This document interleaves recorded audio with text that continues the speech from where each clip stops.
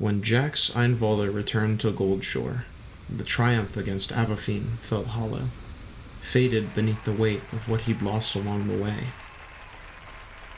His mother, Istel, lay motionless, quiet in his arms, unaware of the cheering crowds that filled the streets. The townsfolk called them heroes, the saviors of Nakas, but Jax felt no joy. He quietly laid his mother down in a small, humble cottage overlooking the sea, whispering prayers into the empty silence. Not to gods he scorned, but to fate itself. Yet fate, indifferent as ever, gave no reply. Days drifted past, colorless, until an evening of thick, heavy mist settled over Goldshore. Jax wandered alone through the cobblestone streets slick with rain, the air thick with the familiar scent of salt and sorrow. Then, from the northern edge of town, a weary caravan emerged from the fog, trudging quietly through the evening gloom. At its head walked the Sorrows, swamp knights clad in battered armor stained with muck and melancholy. Behind them, slowly limping along, was a frail, battered figure he barely recognized. His heart twisted painfully in his chest as his younger brother, Oscar, raised tired eyes to meet his. Neither spoke at first. Words died unspoken, leaving only a silent gaze heavy with all the years they'd lost. They embraced, awkward but brief. Two brothers, strangers to one another, bound by blood but little else. Oscar settled quietly into a simple life on the outskirts of town, slowly regaining strength, quietly patching together fragments of a life shattered long ago. And yet, the distance between him and Einvalder only widened, an invisible canyon neither knew how to cross. The Sorrows, perhaps moved by his silent desperation or grateful for past aid, offered their assistance in tracking down his remaining brother, Stellan. Weeks passed following faint whispers and fading trails to the grim, desolate Crescent Swamp, until finally they stumbled upon a cave. The ruined lair of the slain blood hag, Igard. Within, Jax found nightmare-made flesh. Stellan, reduced to a grotesque mass of twisting, mindless flesh, living, yet robbed of humanity. Einvalder spent frantic days desperately searching for a cure, consulting healers, mystics, and alchemists, chasing rumors and grasping at shadows. Each failed attempt deepened the pain, sharpened his grief, until at last, kneeling beside the pitiable form of his brother, Einvalder understood there was only one mercy left to give. With shaking hands and whispered apologies, he ended Stellan's suffering, and a part of himself shattered in the quiet moment afterward. Yet another wound he'd carry forever.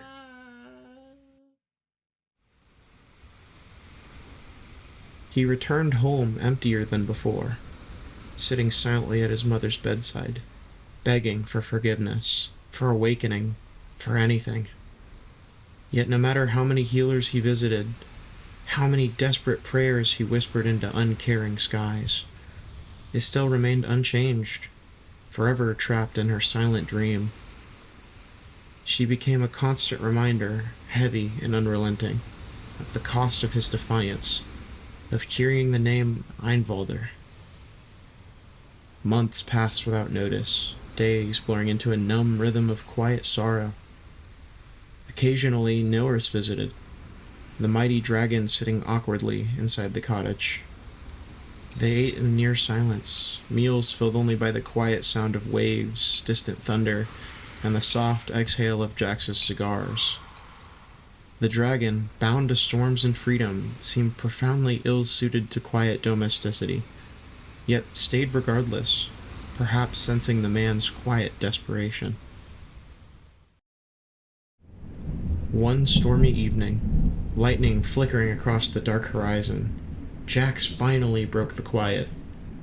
His voice, soft and cracked with emotion, spilled out.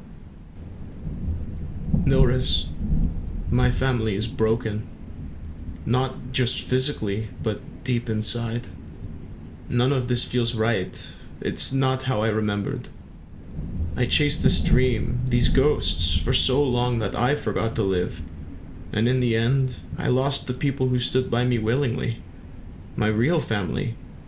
Mare, Skolo, Farron, Ash, all of you. I traded the living for shadows, echoes, and now I have nothing. The dragon regarded him with somber, understanding eyes, a rumble in his chest echoing the distant storm. There comes a time, Jax, when chasing storms only wears you down. Perhaps it's time you learn to let go. Einvalder visited Mare's grave one final time on a cloudy evening atop the cliffs, overlooking the restless sea. He knelt quietly, gently placing the delicate white chromatic rose he'd guarded for so long beside her headstone. Taking off the captain's tricorn hat in respect, he silently lit a cigar, staring into the approaching storm clouds. "I'm sorry, Mare," he whispered, voice breaking under grief's weight.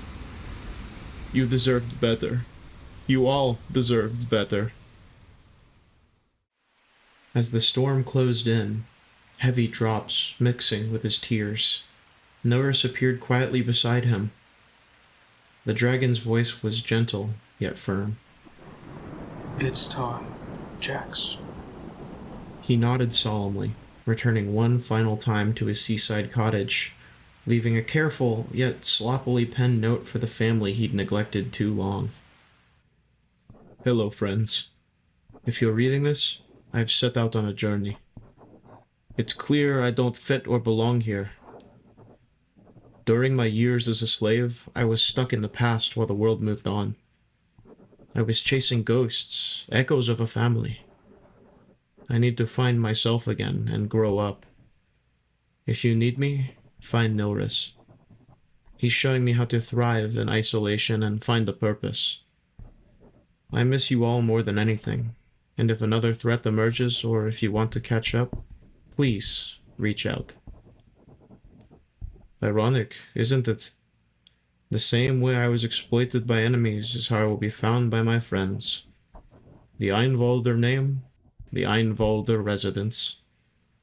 Signed, Jax Einvalder. Then, placing the captain's hat on the table, he stepped out into the storm, allowing the rain to wash away all that he could no longer carry, leaving Goldshore quietly behind. Years later, tavern whispers across Naucus spoke of a man simply known as the Smoke of the Storm, a wanderer who appeared beneath lightning-filled skies, saving travelers and guiding lost souls home. Those who met him saw sorrow etched deeply into his quiet gaze, eyes filled with memories he never resolved. In Goldshore, Oscar tended a modest farm, often pausing in his work to stare at the distant road his brother once took, forever haunted by words left unsaid. Jax's seaside cottage stood untouched, door ajar as if waiting for a return everyone knew would never come.